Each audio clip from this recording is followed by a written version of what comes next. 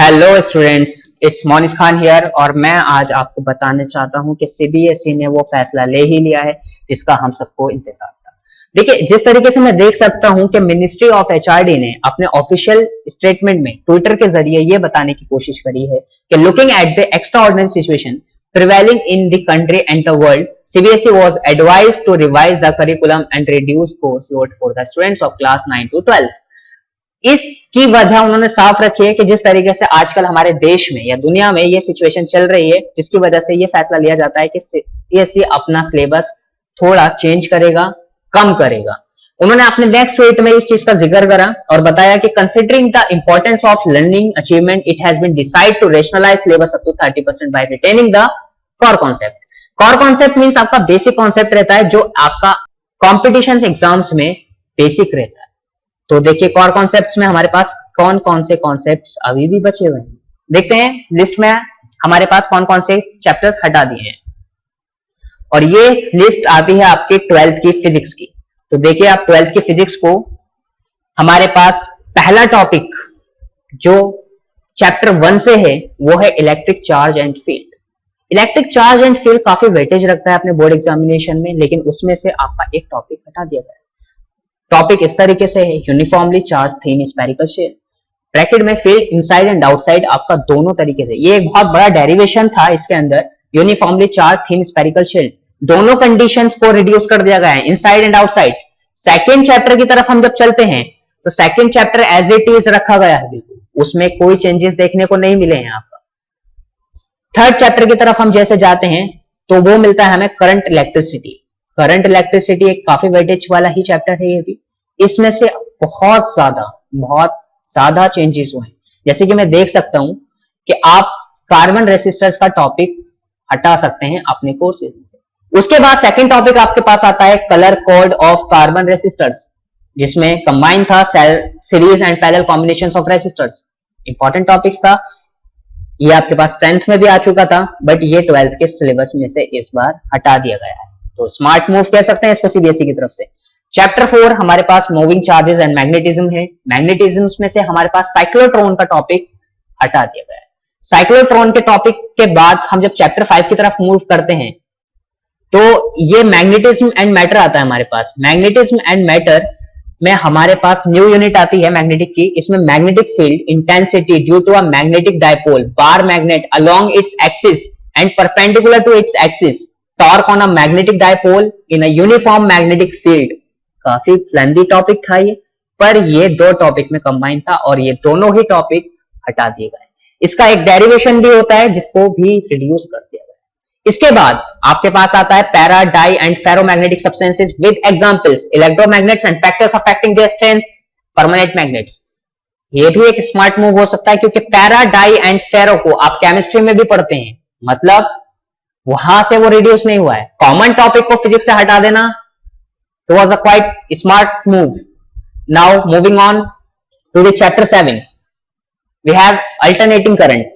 From alternating currents ज्यादा तवज्जो ना देने की बजाय उन्होंने बहुत कम रिड्यूस करा है, जिसमें एक बहुत ही अंडररेटेड टॉपिक कह सकता हूं मैं इसको, पावर फैक्टर, उसको रिड्यूस कर दिया है।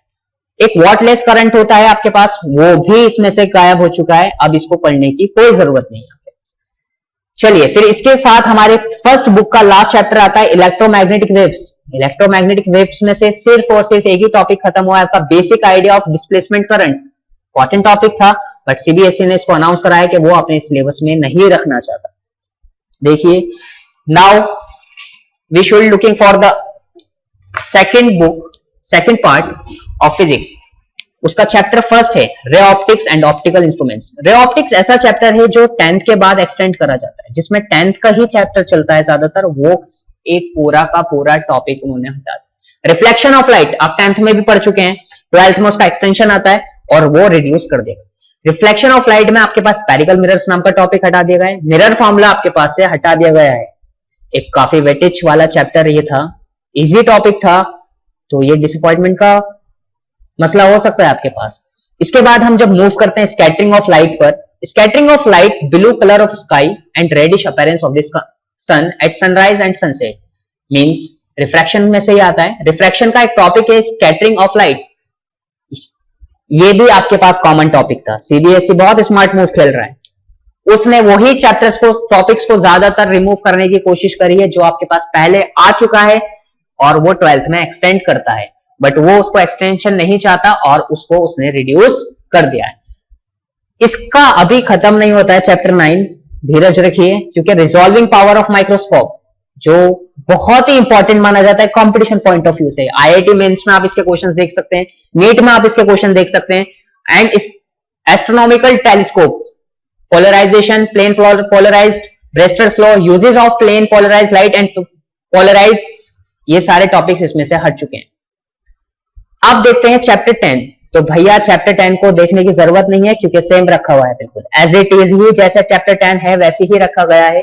चैप्टर 11 में आप देख सकते हैं हमारे पास जो चैप्टर है dual nature of radiation and matter, इसमें से सिर्फ एक ही टॉपिक आपका खत्म हुआ है, वो है deviation and Germer experiment.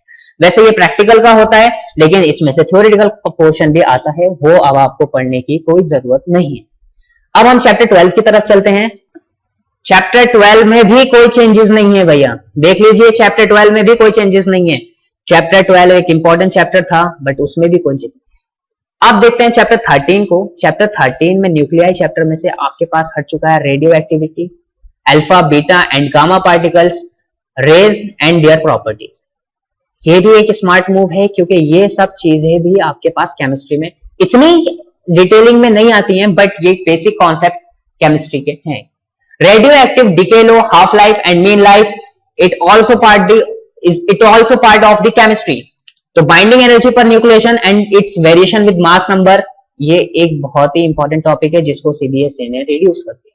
Chapter 14 की तरफ मूव करते हैं। चैप्टर 14 हमारा है semiconductor electronics, materials, device and simple circuits. Communication systems से ये क्वेश्चन टॉपिक्स हैं। Zener diode and their characteristics, Zener diode as a voltage regulator, ये सब भी आपके पास से थ्योरेटिकल पार्ट्स में से हटा दिए गए। तो ये एक बहुत ही इंपॉर्टेंट डिसीजन लिया जा सकता है, बट याद रखिए इसको कि अभी कंपटीशन से हमारे पास कोई न्यूज नहीं आई है कि आईआईटी मेंस में ये रहेंगे नहीं रहेंगे, बट जो लगता है हमें वो यही है कि ये कंपटीशन पॉइंट ऑफ व्यू से काफी इंपॉर्टेंट टॉपिक्स थे इनमें से जो सीबीएसई ने रिड्यूस करे। अगर जो बच्चा आईआईटी मेंस को या फिर नीट को लेकर चल रहा है तो वो इस टॉपिक्स को बाद में पढ़ सकता है, क्योंकि ऐसा नहीं है कि सीबीएसई ने अपने कोर्स में से हटा दिए हैं तो ये कंपटीशन में ना आए।